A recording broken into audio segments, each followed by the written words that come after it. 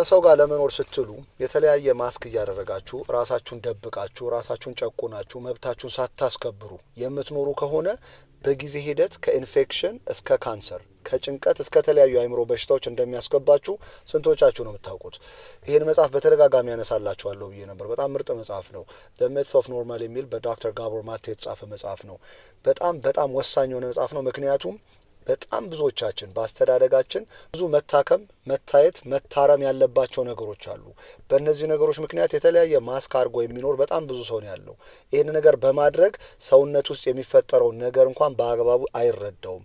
መጽሐፉ ላይ ምን ይላል? ይህንን ነገር የምታነቡት ካለፈው ለመማርና ለማረም ዛሬ ላይ የተሻለ ነገር ለማድረግ ጥረት እንድታደርጉ ነው እንጂ እንድትቆጩም እንድትፈርዱም አይደለም ይላል። ብዙዎቻችን በአስተዳደጋችን ዋጥ አርግ እንጂ ወንድ ልጅ አይደል ቆፍጠን በል እንጂ ሴት ልጅ አይደለሽ እንዴ ቻል አርግ እንጂ እነዚህን የተለያዩ ነገሮች እየተባልን ስሜታችንን ሳንረዳው በአግባቡ ኤክስፕረስ አድርገን እንዳናወጣው ሳያስረዱን ካሳደጉን ትዳር ውስጥም መስሪያ ቤትም የተለያዩ ሰዎች ጋርም ስሜታችንን ዋጥ እያደረግን ቻል እያደረግን እነታችንን ሳንለማመድ ራሳችንን ሳንሆን በመኖር ሰውነታችን ውስጥ ከባድ የሆነ የፊዚዮሎጂካል ለውጦች ይፈጠራሉ። ቴክኒካል የሆነው ነገር መረዳት የምትፈልጉ ከሆነ ኤችፒ አክሰስ ይባላል። ሃይፖታላመስ የሚባል የጭንቅላታችን ክፍል አለ ብያቸዋለሁ። ከፒቱይተሪ ግላንድ ጋር ከአድሬናል ግላንድ ጋር አብረው በመስራት ነገር የሚያጠኑበት ፋንሲ የሆነ ወርድ ይጠቀማሉ። ፒኤንአይ ይሉታል። ሳይኮኒውሮ ኢሚኖሎጂ ማለት ነው። ቤዚክሊ ምንድነው? አይምሮአችን በነርቨስ ሲስተማችን አድርጎ ከኢሚዩን ሲስተማችን ጋር ዳይሬክት የሆነ ኮኔክሽን አለው። ኤቭሪ ታይም ስሜታችንን በአግባቡ ኤክስፕረስ የማናደርግ ከሆነ ሪሊስ የማናደርግ ከሆነ ዋጥ የምናደርግ ከሆነ ቆፍጠን ለማለት የምንል ከሆነ ራሳችንን መሆን የሚያቅተን ከሆነ ኦተንቲክ የሚባለው ሰልፍ እውነተኛ ማንነታችንን የማንኖር ከሆነ ይሄ ሰፕረስ የሚደረጉ ስሜቶች ትዳራችን ላይ መስሪያ ቤት ከጓደኞቻችን ጋር በተለያየ አጋጣሚ እየተጫን ነው ውስጣችን ያለውን ስሜት በአግባቡ ተረድተን ሪሊስ የምናደርግበት ኤክስፕረስ የምናደርግበትን መንገድ ያልተማርን ከሆነ ዋጥ ለማድረግ በሞከርን ቁጥር በተጫነው ቁጥር ሰፕረስ ባደረግነው ቁጥር ሰውነታችን የስትረስ ሆርሞኖችን እንደ ኮርቲዞልና አድሬናሊን በጣም ያመነጫሉ። በዚህ ሂደት ሰውነታችን ሲስተሚክ የሆነ ኢንፍላሜሽን ውስጥ ይገባል። ያለ ቅጥ ይቆጣል። ሰውነታችን በተለያየ መልኩ የበሽታ መከላከል አቅማችን በጣም በኔጌቲቭ ኮምፕሮማይዝ ይደረጋል። አይምሮአችን ውስጥ ጭንቀት፣ ስጋት፣ ፍርሃት፣ ድብርት፣ ድባቴ ምናምን የሚባሉ ነገሮች ይጨምራሉ። ጥናቶቹን ስታዩ ያስፈሯቸዋል። ይህን ነገር ለመፍራት ሳይሆን ግን ቼም ቢሆን አይረፍድም። ይሄ ነገር ተረዱት።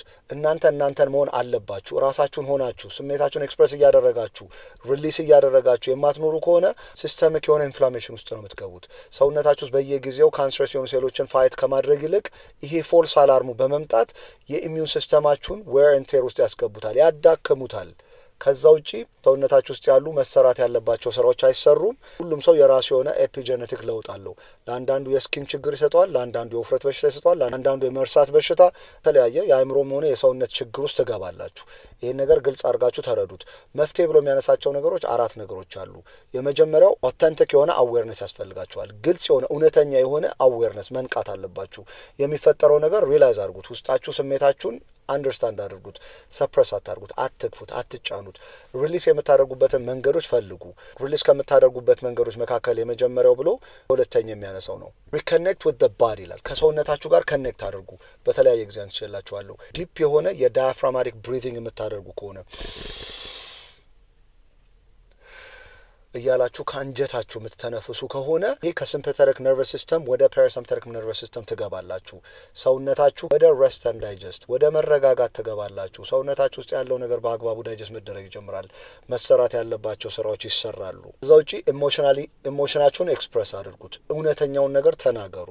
የተሰማችሁን ነገር ግልጽ አድርጉ። ለዛ ነው በልጅነት እውነተኛውን ነገር ዋጥ አድርገን ቻል አድርገን በመኖር ከባድ የሆነ ችግር ውስጥ እንገባለን። ሌላው የሚረዳችሁ ጆርናል አድርጉ ወይም ጻፉ። አውጡና እያንዳንዱ ስሜታችሁን ኤክስፕረስ አድርጉት። ወይም ደግሞ ወይ ከባለሙያ ወይ ከጓደኞቻችሁ ጋር ይሄን ነገር ሊረዷችሁ ከሚችሉ ሰዎች ጋር ኤክስፕረስ አድርጉት፣ ሪሊስ አድርጉት። በውስጣችሁ የምትይዙት ነገር በሽተኛ እያደረጋችሁ ነው። በአራተኛው ባውንድሪ የሚባል ነገር ማስመር አለባችሁ። በቃ መብታችሁን ማወቅ አለባችሁ። መብታችሁ ላይ የሚረማመዱባችሁን ሰዎች አትፍቀዱ። ከዚህ ማለፍ አልችልም በሉ። ለሰው ልጅ የፈለገ ነገር ብታደርጉ፣ የፈለገ መልካም ነገር ብታደርጉ ለምን ኩላሊታችሁን አትሰጡትም? ነገ መብታችሁን ማስከበር ካለባችሁ ይሄ የኔ አኗኗር ነው፣ ከዚህ መስመር ማለፍ የለበትም ካስትሉት አብዛኛው ሰው በጣም ነው የሚጫናችሁ፣ በጣም ነው የሚጨቁናችሁ።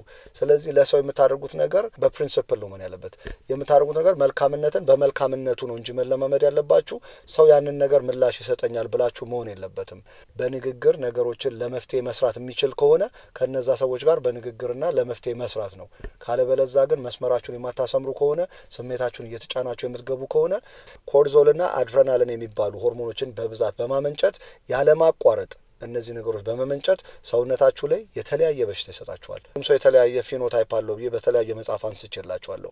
ይህን ነገር አንደርስታንድ የምታደርጉ ከሆነ ራሳችሁን ሆናችሁ ስሜታችሁን በአግባቡ ተረድታችሁ ኤክስፕረስ እያደረጋችሁ መኖር ትችላላችሁ ብሎ ዶክተር ጋቦር ማቴ ዘ ሚት ኦፍ ኖርማል በሚል ምርጥ መጽሐፍ ነው የጻፈልን። ወደፊት እንግዲህ እያንዳንዱን መጽሐፍ ዲስከስ የምናደርግበት አጋጣሚ ይኖራል ብዬ ተስፋ አደርጋለሁ።